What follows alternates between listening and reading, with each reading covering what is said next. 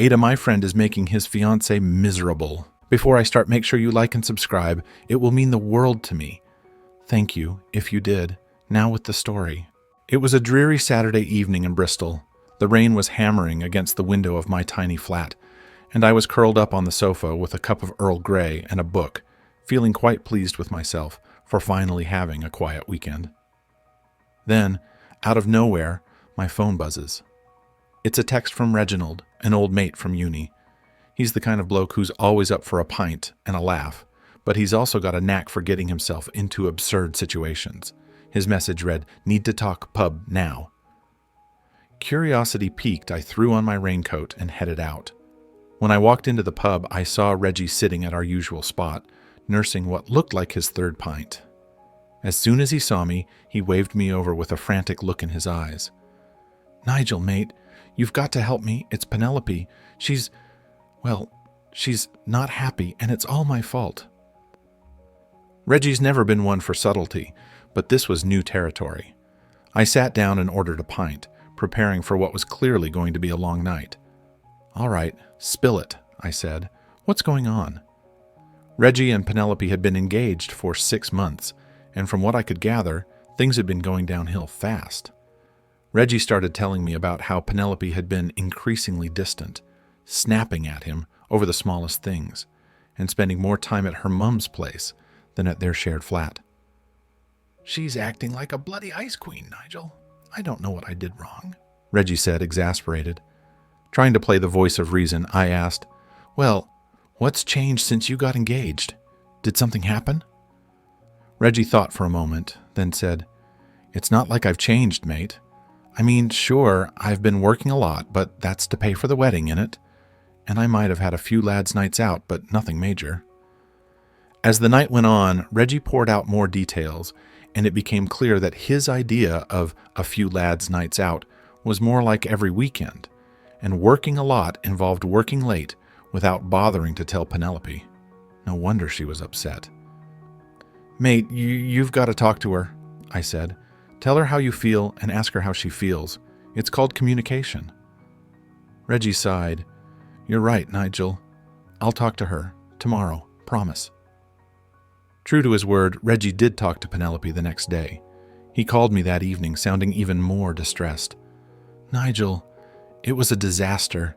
She said she's been miserable for months and doesn't see how we can fix things. She's thinking about calling off the wedding." I felt a pang of sympathy for both of them. "Look, Reggie, maybe you need to do more than just talk. Show her you're willing to change. What's something you can do to make her feel appreciated?" Reggie was quiet for a moment, then said, "She's always wanted to go to that fancy spa in Bath. Maybe I could book a weekend for us." "That's a start," I said, trying to sound encouraging. A few days later, Reggie called me again, this time with a bit more hope in his voice. "Nigel, mate, I did it. Booked the spa weekend. She was really surprised and seemed genuinely happy about it. Maybe there's a chance after all." The weekend came and went, and I didn't hear from Reggie, so I assumed things were going well.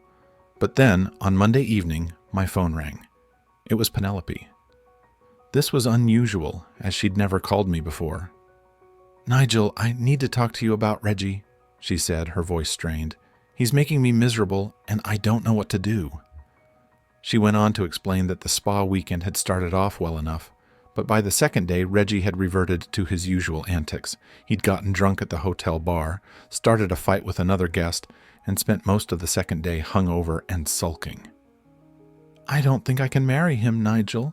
He doesn't take anything seriously," Penelope said, her voice breaking. My heart went out to her. "I'm so sorry, Penelope. I had no idea it was this bad. Have you told him how you feel?" "I've tried, but he just doesn't get it. He keeps saying he'll change, but I don't believe him anymore," she said. Over the next few weeks, things didn't improve. Reggie kept making promises he couldn't keep, and Penelope grew more and more distant. Finally, one evening, I got a frantic call from Reggie. "Nigel, she's gone. She left me a note saying she's staying at her mum's and needs time to think." I could hear the panic in his voice.